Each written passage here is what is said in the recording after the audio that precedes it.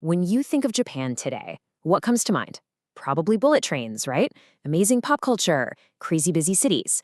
But what if I told you that this super connected global hub was, for centuries, one of the most closed off nations on Earth?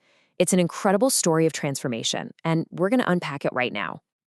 So that's the big question, right? How did a nation that was totally sealed off for over 200 years become one of the most open and visited places in the world?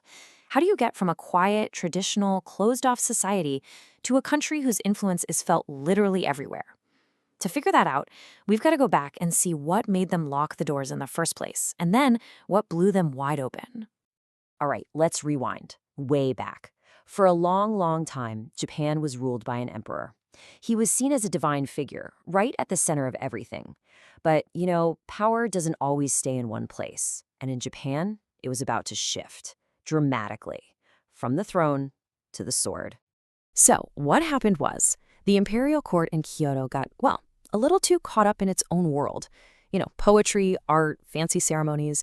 And while they were doing that, their actual grip on the country started to slip. That created this huge power vacuum. And who steps in? These powerful regional clans, backed by their legendary warriors, the samurai. Okay, so this power struggle leads to a massive, brutal civil war. And out of all that chaos, one man comes out on top, Minamoto no Yoritomo. And he didn't just win a war, he completely rewrote the rules of power in Japan. He set up the country's first ever military government, a real seat of power, far away from the emperor's fancy but powerless court. And this is where we get a word you've probably heard before. Shogun, this was his new title. Now, it literally means great general, but in practice, it meant he was the real ruler of Japan. The shogun held all the power. The emperor, he was still there, still respected, kind of like a living symbol of the nation, but he had zero political authority. This new system, the shogunate, would run Japan for the next 700 years. Crazy, right? This whole period was just intense. The samurai really cemented their legendary status when they fought off two massive Mongol invasions. And get this, they were saved miraculously by these giant typhoons that they called the kamikaze, which means divine wind. But even with that divine help, keeping peace at home was tough. Power started to break down again, splintering among these powerful regional warlords, the daimyo, and that chaos plunged Japan right back into a century-long civil war. Now you'd think after a century of non-stop war, someone had to unify the country. And someone did. But here's the twist. This newfound unity didn't lead to Japan opening up. Oh no, it led to the exact opposite, one of the most famous periods of total national isolation in all of history. Sometimes the biggest changes in history happen by complete accident. Case in point, 1543. A Portuguese ship gets shipwrecked off the coast of Japan, and the survivors bring two things that would flip the Civil War on its head. First, firearms, muskets that could tear through traditional samurai armor, a total game changer. And second, a new religion, Christianity, which started to spread and shake up the political landscape. Every warlord wanted an edge, and they jumped on these new European weapons immediately. So after decades of more brutal fighting, with everyone now armed with guns, one guy, Tokugawa Ieyasu, proves to be the ultimate strategist. He uses everything, the new weapons, old-school tactics, and brilliant political moves to win the final winner-take-all battle. And just like that, Japan is unified. He establishes the Tokugawa Shogunate, which kicks off an era of peace that would last for over 250 years. Okay, so you finally got peace after a century of war. How do you keep it? The new Tokugawa shoguns were really worried about outside influence. They saw how Christianity was creating divisions, and they were suspicious of the European powers. They made a radical choice. By the year 1639, they decided the only way to protect their hard-won peace was to, well, slam the door shut on the rest of the world. And they called this policy Sokoku, which literally means closed country. And they were not kidding around. The rules were simple and brutal. No foreigners were allowed in, and no Japanese people were allowed to leave. The penalty for breaking these rules was death. The only contact with the outside world was some super limited, tightly controlled trade. For more than 2 centuries, Japan basically became its own little planet, letting its unique culture develop in a kind of bubble, completely isolated. But here's the thing about bubbles. They eventually pop. You can't stay cut off from the world forever, especially when the rest of the world is industrializing and building massive navies.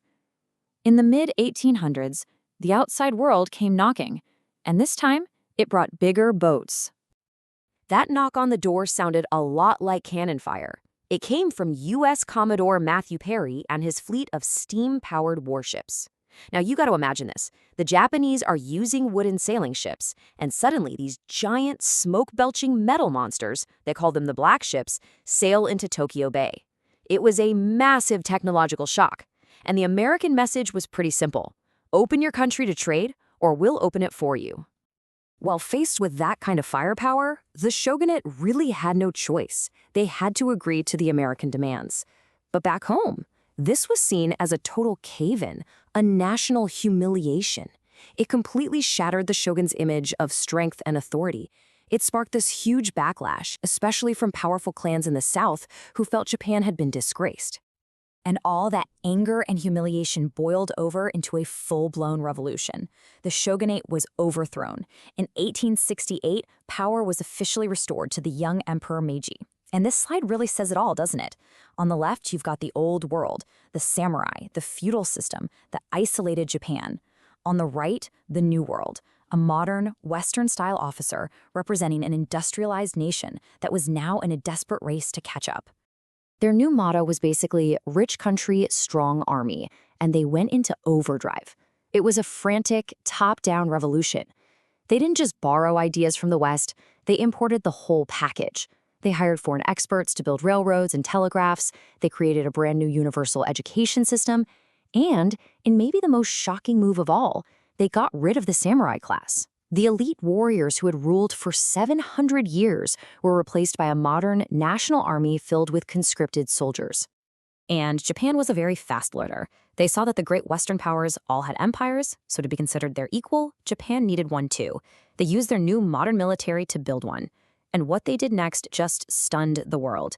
First, they defeated their massive neighbor, China. Then, in 1905, they did something nobody thought was possible. An Asian nation defeated a major European power, Russia, in a full-scale war. Japan wasn't just catching up anymore. It had arrived. It was a world power. But this new power, this imperial ambition, would eventually lead Japan down a dark and devastating path, straight into the heart of World War II. But what came after the total destruction of that war was maybe its most incredible transformation of all.